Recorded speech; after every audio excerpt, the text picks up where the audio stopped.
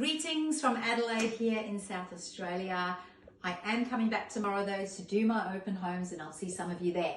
But I'm going to answer a question I got asked this week from a friend of mine here in Adelaide. It's Gabby, I have 2 young adults. What advice can you give them getting into the property market or onto the property market ladder? Well, this is the best advice I can give you, which is the same advice I have given to my own children and will continue to give to many first-time buyers I come across. Number 1, start having a little bit of interest in property.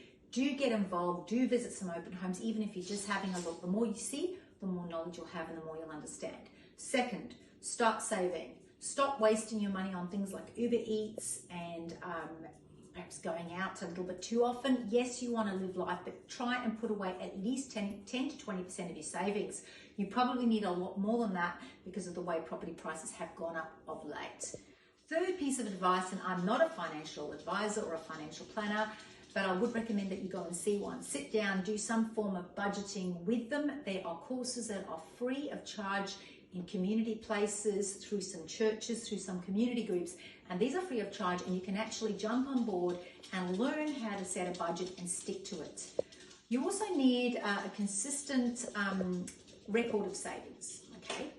Now, the next thing I do is recommend you sit down with a mortgage broker, and you do this long before you even look into buying a property. It's a little bit too late to see something and then go, oh, I haven't even been to see a mortgage broker, and you have no idea as to what you can and can't borrow.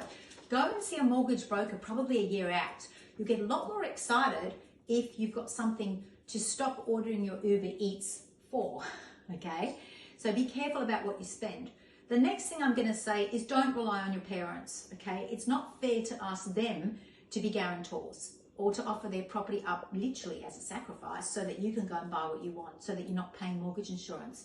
That's not really fair. You're far better off saving as long as you can and asking them if you can live at home for a reduced rent or living in a shared house or some sort of establishment where you're not living beyond your means, so that you're not having to rely on them for help.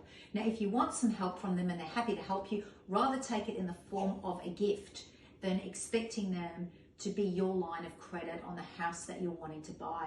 Most importantly, don't buy outside of your means. I know some people say, oh, we're not going to have kids, we're wanting to buy a house which is way beyond our means. You don't know. Things happen. You might decide you want a dog. Do you have any idea what vet bills cost? So there's lots of things that we can actually be really, really careful about, and always, always, always buy within your means. Don't go and stretch yourself beyond all measure. Be careful, be sensible. It's a lot of fun, and if you plan well, you can't go wrong.